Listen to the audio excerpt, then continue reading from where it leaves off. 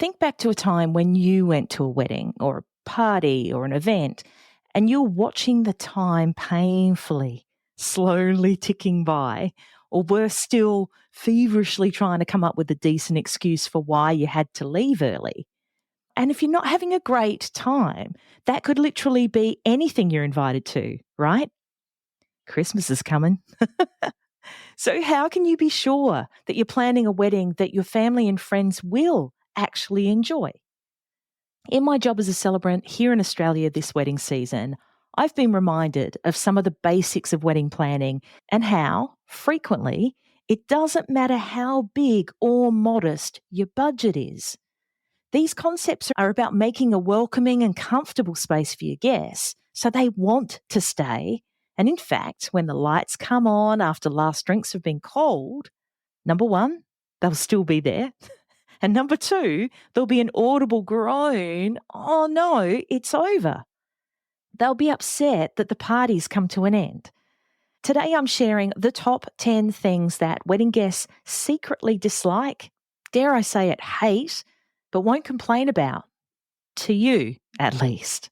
But you can bet, as they're driving home, maybe going through the drive-thru at Macca's to appease their growling tummies. And there's a hint about one of the things they hate the most.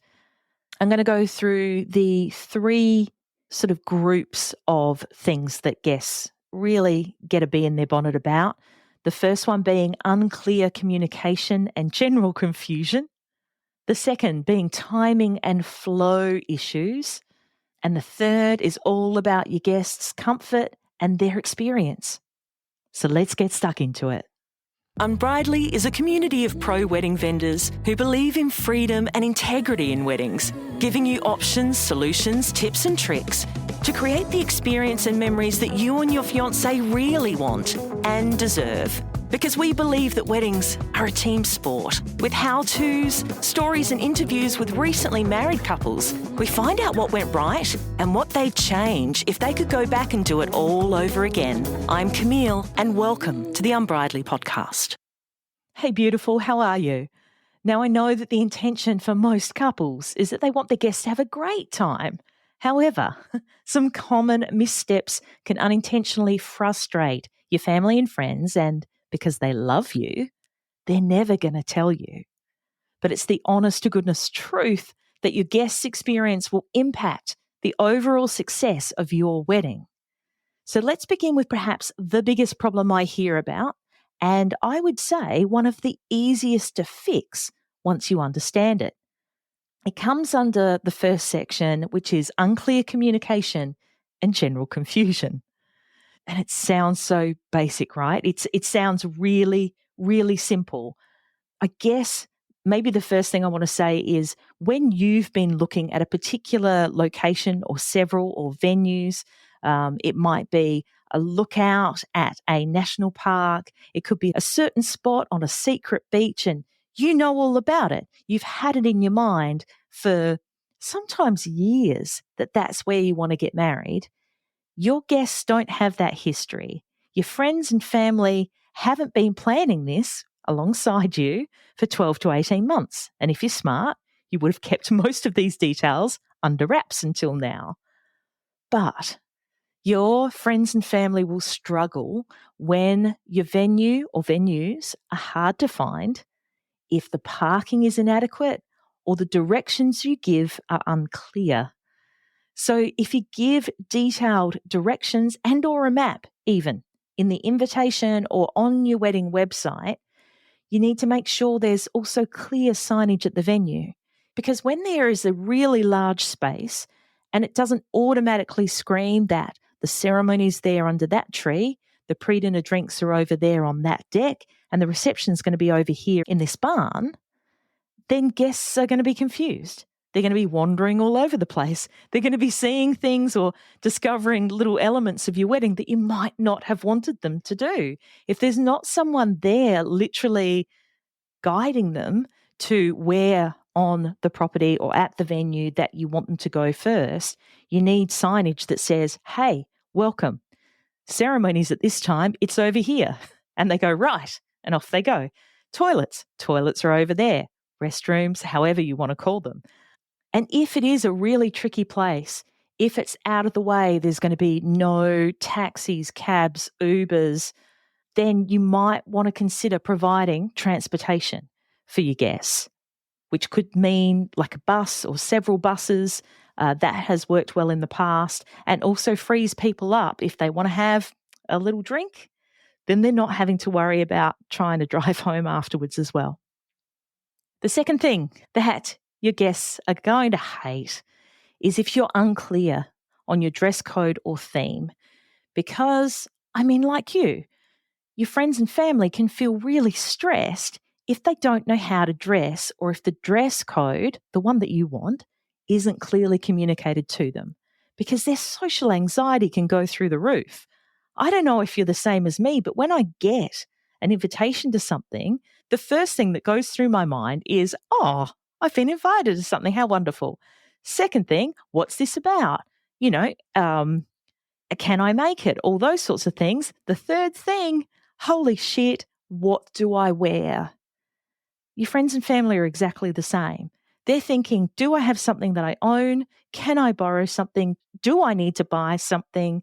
And how am I going to feel comfortable physically at this occasion? In this case, your wedding. So help them. Help shortcut that whole thinking process for them by being explicit. That means you're giving them every bit of information they could possibly need in your invitations or the wedding website about the dress code. You might have a really open dress code. It might simply be smart casual, and that's awesome. But likewise, I've seen some weddings that go, we'd like everyone to wear white. No exception. We want white tops, white bottoms, white socks, white shoes. If you're wearing a dress, it's white, etc., etc. So if that sort of extreme is something that you really want, you need to get it across and get it across early. I've seen some wedding websites that actually share examples of what kind of attire is appropriate. And this is not meant to be restrictive, like you've got to look like this, you've got to wear this.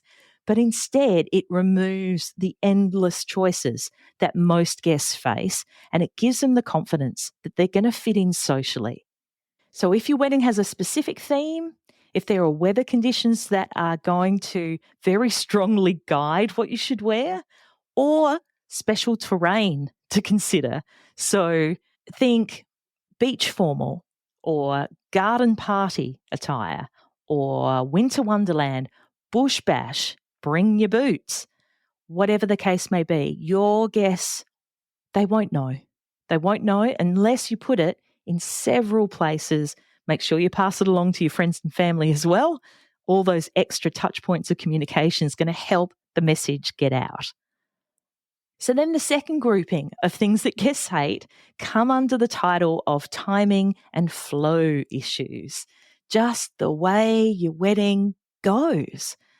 Number 3 is having long gaps between your ceremony and reception.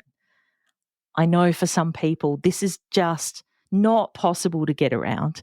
The church or the ceremony place is only available at 11 a.m. on the day you want to get married, and your beautiful venue where you're having your reception will not open the doors before 5 o'clock. And you go, well, what the hell do we do with that? Long gaps also means distance. So if you've got a ceremony on one side of town, that's an hour and a half, 2 hours to the next part of the celebration, you're going to lose people literally along the way, whether it's people who get lost, fall asleep on the couch at home in between. Like I've heard it all. I've heard it absolutely. I've heard the stupidest reasons. Well, I guess have gone to the ceremony and just not rocked up at the reception. Some things you can't control, but a lot of things you can. So long breaks between the ceremony and reception, for example, can leave your guests bored or stranded somewhere with nothing to do in the middle. So if you can keep the gap between them as short as possible, the timing of them and or the distance, or alternatively, plan something for your guests. You could provide a bit of entertainment It could just be a guitar. It could just be some music through a speaker in the background. It might be snacks or a comfortable place to relax. And if it's not in the budget, you could alternatively communicate with your friends and family in advance about what's nearby. Cafes that are not too far away, activities they can enjoy during the wait. If there's a lot of families, they're going to really appreciate that. And they're going to be more likely to, number one, rock up. Number two, bring their best energy because they've been able to plan their day. Things guests hate. Number four, lack of food or bad timing with the meals. I was about to say your friends and family. I was about to say your wedding guests. But show me a human who doesn't become frustrated if the food, the meal that they're waiting for, they're anticipating, they're salivating about, is served too late. Or if they've had to wait a really long time, the first table gets served and then 3/4 of an hour later, they're getting their meal. The other side of it is if there isn't enough food available, it makes people sad. So make sure there's something to snack on, like canapes, hors d'oeuvres, if the main meal will be delayed. Things like cheese boards, things like grazing boards, grazing platters, grazing tables I've seen. Some of my couples have even had like little picnic boxes, little personal sized boxes of snacks because they've been out in a field somewhere and it's like, here, have your snacks, fuel up, rest, relax, and we'll be back into this. If you can think about the timing of the meals and the food that your friends and family are getting, then you can make sure your guests aren't left hungry or waiting for really long stretches. And yeah, you can bet they're the couple that go home and do the drive-through at Macca's to get some burgers to fill their stomachs. And that's sad. None of us want that to happen as they leave our weddings. Let's face facts. You've always been the planner and the organiser. And your fiancé's eyes glaze over a little when you start talking about the details of your wedding day. But you really need someone to share this all with, to bounce ideas off, and someone who's not going to ruin the surprises, but also be supportive and maybe even offer a different perspective. So when you're needing to get a second opinion about your bridesmaid, your in-laws, or your first dance song, Unbridely Couples is your safe space. Unbridely hosts a private Facebook community where modern engaged couples can share ideas, chat and solve problems, and generally just get freaking excited about their wedding. We also have a curated list of experienced wedding vendor professionals in there to offer suggestions and tips, insight into how to get the most out of your big day. But with no unsolicited DMs or pushy sales tactics, it's just not what Unbridely is about. So you can search for the Unbridely Couples group on Facebook or just click on the link in the show notes. I'll see you in there. The fifth thing that wedding guests hate are too many formalities and delays. So when your schedule is packed so freaking tight and you've got things like extended games, you've got super long toasts or speeches, or again, the dinner is delayed, it leads to your guests getting really frustrated. And just generally, it interrupts your family and friends from chatting with each other, catching up, enjoying themselves, meeting someone new. I mean, think about your single friends at least. Meeting your future husband, wife, spouse at a wedding is like the best. It's the absolute best. Singles are like, yeah, everyone's, loved up and everyone's loose. Let's go. So when your wedding feels like overly scheduled and mandated fun, or a school assembly with no punchline point or self-editing, it makes people fidgety and hangry, and they just feel like you're wasting their time. So keep your wedding, your event flowing smoothly by limiting the formalities if you can. It's funny, I hear from lots and lots of couples who go, oh, what can we do? It's like, you're getting people together, You're probably giving them some food or drinks. You've probably got some form of music or entertainment. That's what adults do. Like, you don't have to have endless games, activities. You don't have to have the magician or the roving artist or, have them if you like. I mean, they're bloody amazing. There's so many incredibly talented vendors, but you don't have to have all of them and you don't have to jam it full. What I'm talking about is booking the vendors, having the activities, saying the things that really mean something to you. We need to learn to edit ourselves. So if you're balancing ceremonial and emotional moments with fun and free time for guests to mingle and enjoy the day, then you're doing great.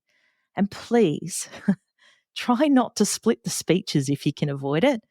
Asking for your guests to come back to their chairs and listen to more speeches after they've already been on the dance floor and had a few drinks is hard to do. And guess what? They don't listen anyway. Okay, so the third section of things is all about your guests' comfort and experience. And I'm not telling you anything new here, right? Because that is what drives you. When you're going somewhere, if you're not comfortable and you're not having a great time, I mean, we're out of there, right? So number 6 is uncomfortable seating arrangements. Now, that can be literal, the chair, or it can be where your guests are situated, around the room and even on tables. Like, God love that fucking table seating plan. Guests can get uncomfortable if they're crammed together, if they're seated awkwardly, or with strangers who they don't get along with. So my best tip is to carefully consider your seating plan, placing people with familiar or compatible company, very important, and making sure there's enough space for everyone to physically sit comfortably.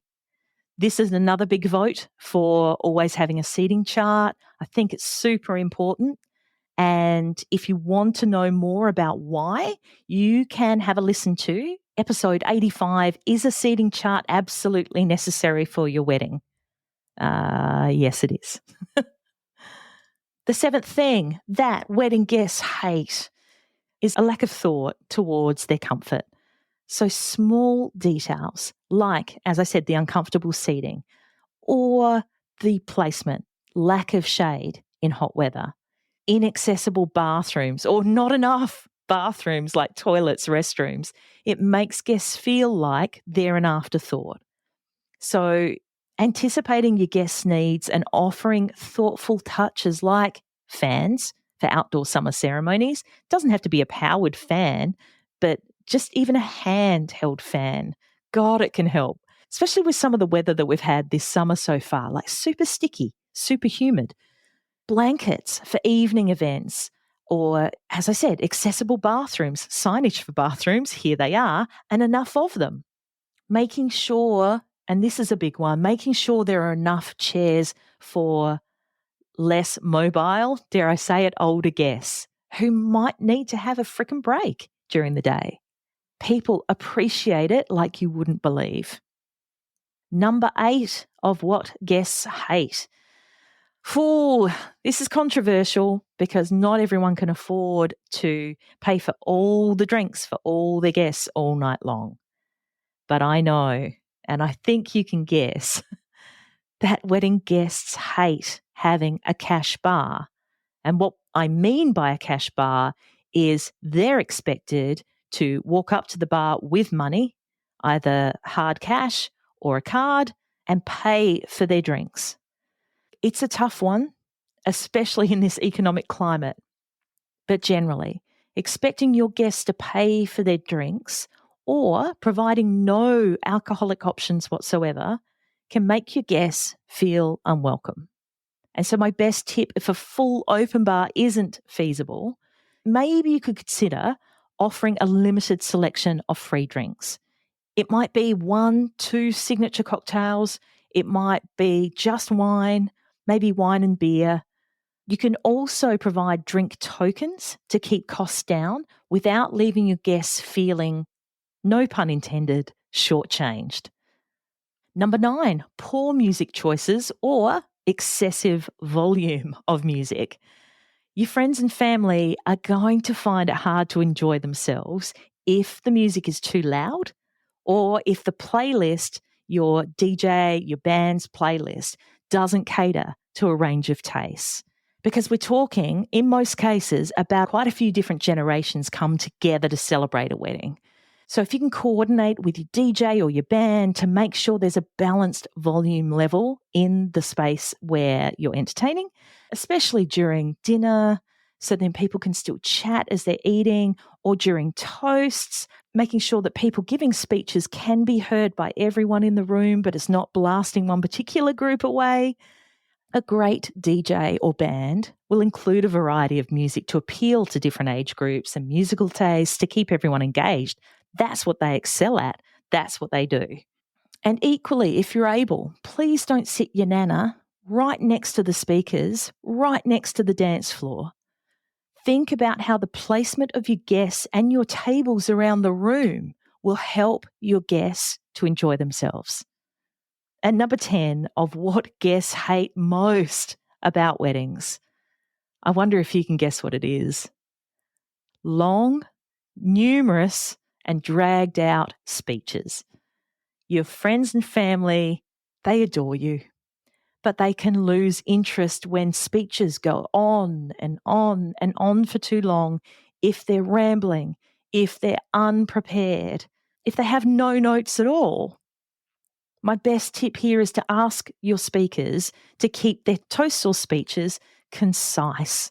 And we're talking concise means 3 to 5 minutes maximum. It's all they need. Because if they can't get to the point in that time, quite frankly, they're never going to get to the fucking point. Encourage them to share meaningful, fun, or engaging stories rather than long-winded tales of when you were 3. My amazing friend, Beth from Authentically Funny Speeches, is a former stand-up comedian and comedy writer for the likes of, Jay Leno and David Letterman. She's been on this podcast twice now, and I'm trying to fabricate a reason to get her back for the 3rd time in 2025. So if you need help for yourself or for the people that you've asked to do speeches at your wedding, please make sure you listen to episode number 67, How to Write a Memorable and Gracious Wedding Speech for Your Own Wedding, and or episode 34, How to Give an Amazing Wedding Speech Even If You're Really Nervous, because she absolutely nails how to keep your speeches short, punchy, and funny, and get on with the celebrating that everyone is there to do. I'll add the links to those episodes in the show notes as well, but for reference, number 34, number 67. It sounds like order numbers for your schnitzel at a pub. So how did you go? Do you feel sick to the stomach or liberated? Just to recap the 10 things wedding guests hate, and I bet when you're invited to something you hate too, are number 1, confusing or inconvenient locations. 2, unclear dress code or theme. Number 3, long gaps, whether they're timing or physical, between ceremony and reception. 4, lack of food or bad timing with the meals. 5, too many formalities and delays. Number 6, uncomfortable seating arrangements. 7, a lack of thought for guest comfort. Controversial number 8 is having a cash bar. Number 9, poor music choices or excessive volume. And number 10, in the list of 10 things that wedding guests hate but aren't going to tell you, are the long, dragged out speeches. If you're focused on how timely, accurate, and thoughtful information makes you feel when you're invited to an event, your attention on your family and friends' comfort will naturally lead to a better experience for everyone. And I encourage you to share your own stories of pet peeves or great wedding experiences. I mean, it would be awesome to be able to pass on some brilliant ideas and solutions too. You can DM me at Unbridely on Instagram. Now, as the festive season ramps up across December and New Year is calling, I'm going to take a break from releasing new episodes too. I'm pretty certain that you've got a bucket load of commitments, parties, end-of-year graduations and the like, so by the time you're ready to get back into your wedding planning, I'll be back on board too. My first episode for 2025 will be on Tuesday, the 14th of January, and I can't wait to share the special guests and the couples I've been learning from and chatting with then, as well as some no-nonsense revelations from me too, of course. And as always, if you have any burning topics that you'd love me to discuss, demystify, debunk, let me know. I'd love to hear from you and make sure that every time I turn on my mic, you get some gold. And if you're feeling a little less than sparkly across the festive season, I want to say to you that it's more common than you realize and that you're never alone. Make sure you reach out to your friends, family, sporting group, church, community to reconnect with others so you don't get stuck in your own head or in a world of comparisonitis, which is contagious, by the way. And if all else fails, there are helplines and online resources in the show notes that you can use to get your mind back on track. Happy holidays and much love to you, and I'll catch you in 2025. That about wraps it up for this episode of the Unbridely podcast. For the links and resources we mentioned, please head to the show notes. And if you love the show, please review and subscribe on the podcast platform you're on now so you don't miss out on a single episode. Thanks so much for listening. And remember, weddings are a team sport. Catch you soon.